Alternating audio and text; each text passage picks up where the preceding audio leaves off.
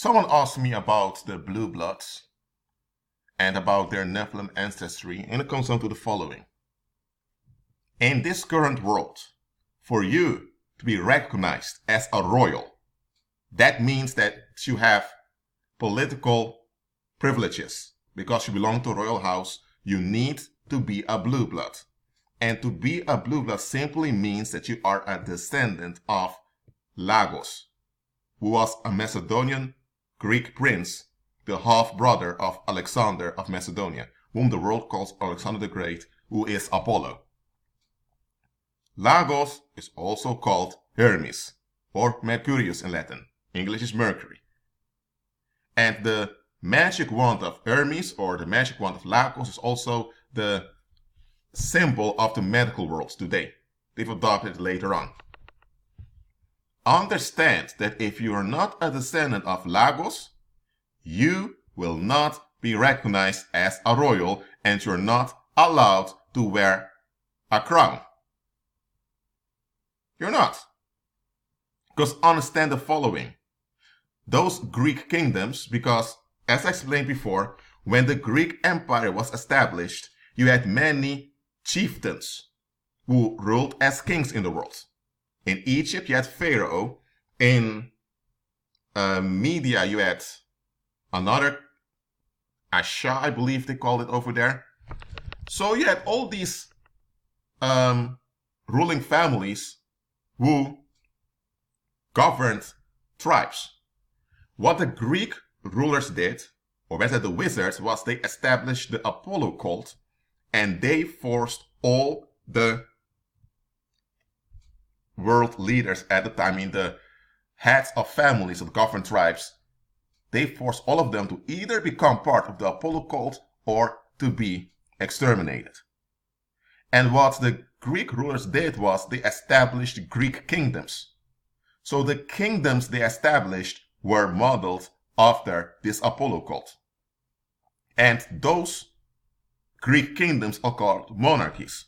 A monarchy is a Greek kingdom. A monarchy is a Greek construction in which you have a master of ceremony, because it's a ritual thing. The master of ceremony is a man. He's the king. He has the right to be sexually violent on other males, and he is referred to as majesty. In Latin is majestas or majestas, which refers to Apollo, because majesty is a transgender title that's used for Apollo. So that is what a monarchy or a Greek kingdom is. Today, the word monarchy is used for various types of leadership in which a man remains on a throne for a long time. But understand the difference between a natural kingdom, which is a territory in which an ambitious man exercises his ambition with the aid of the population. That's a kingdom, a natural kingdom, and then you have monarchy. A monarchy is a ritual Greek construction that traps a population in a given territory. So monarchies are Greek in origin. So understand that the monarchies are in the world today. They're only there because there are blue bloods that are willing to enact the ritual. Because these royals, they're like a priest class. All that they do is symbolic to capture your mind. This was, I believe this was George V of the United Kingdom. He was German. Because those blue bloods, most of them are German. They're from German descent, namely originating from Austria. Look at this. His cape has red. Red is a color that provokes base urges. And in paganism, red is used to trigger sexual adherence or sexual attention from men. So you have a man who wears black. That means he's in darkness. Here, at the center of his chest, you have the X, which refers to Apollo. And remember, the soul is located in the chest. The human being is a spirit being with a soul inhabiting a body, and the soul's in the chest. So where the soul is located, he has the X. referring to Helios or Apollo, which means that he is sold out to the beast. You have a white edge of the cape here that forms a pyramid, and the X in the center forms the eye in the pyramid, as you can see.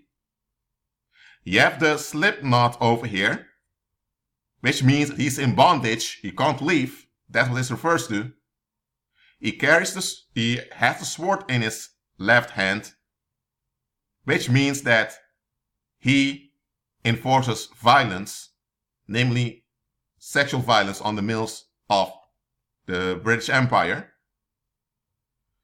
He has a Masonic stance, hypnotic stare, and he has an Apollonian crown here. And you see red, which means he wants the sexual energy of young men. It's all symbolic here. That's what it is. You want me to continue? Okay, let's move on. This was another king of Great Britain. You see the red again? Means they want your sexual energy. I also saw the Dutch king over here, but okay. Just realize that all of this is symbolic. Why? Because commoners in general have no self-worth, and government is the institution that offers them self-worth. But the self-worth that the world offers you tricks you into worshipping the beast. That is what it is. And today, with photography, they have to glamorize themselves a bit. When you look at this guy over here, he was a king of Spain.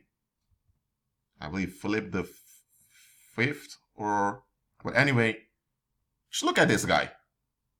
Even on the painting, he doesn't look happy. Anger. You can see anger in his face. Disappointment. Look at those other royals. Look at him. He's unhealthy.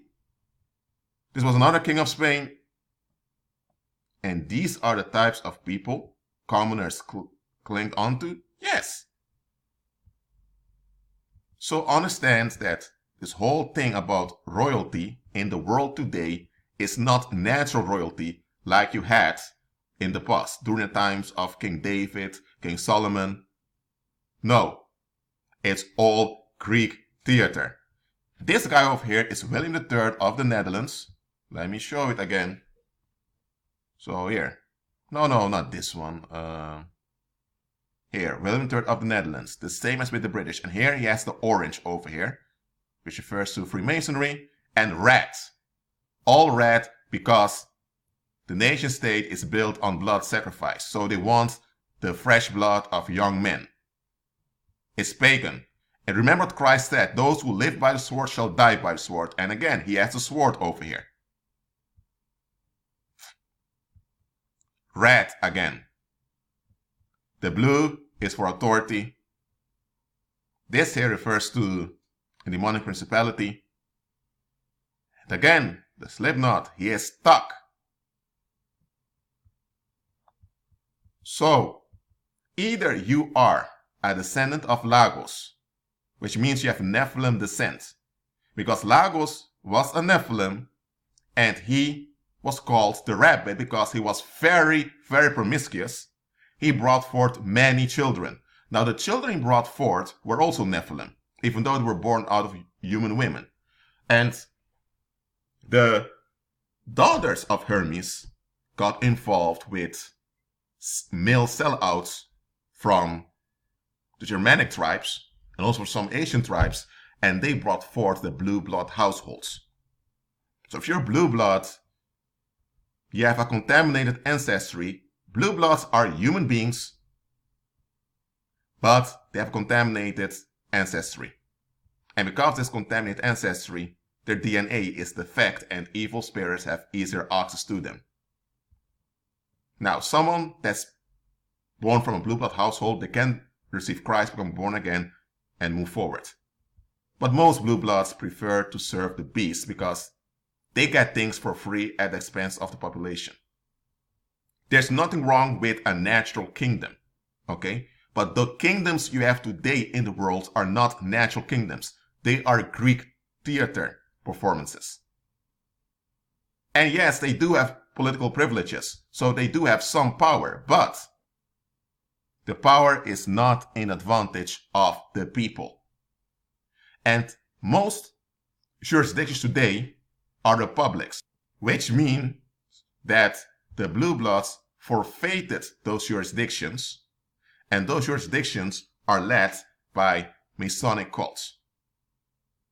But behind those Masonic cults, you still have the blue bloods, who are used by the shadow government to trap the human population. So, blue bloods are human, at least most of them are, but they have Nephilim descent. And that's why they have so many ancestral defects amongst them. Okay? And don't get things twisted. Those blue bloods, they conduct a lot of satanic rituals to maintain this Greek appearance over here. Because it's all Greek mythology that you see over here. All of it. And blue bloods are also involved in the business world.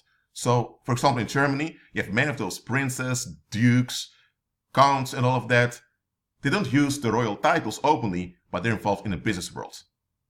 The current president of the European Commission is also from a blue blood household. That's how they do it, folks. They are scamming you. That's what they do. I'm not going too deep into the royals here, just realize that it's Greek theater. That's all it is. Real kingdoms are rare on the earth now. Real kingdoms are not acknowledged. You may have an African king that has social power in his community and he arranges things for his community, but when we go to the government, they recognize the president, who's often a puppet of the shadow government. So real kingdoms still exist on the earth, but they are rare and they're oppressed. Those that are allowed to call themselves king they are allowed to do that because they are fake. You hear me? They are fake. I'd rather have believers, male believers, build real kingdoms on the earth for the King of Kings than for us to adhere to these scam artists over here. Well, that's it for now. Keep agreeing with Christ and be at peace.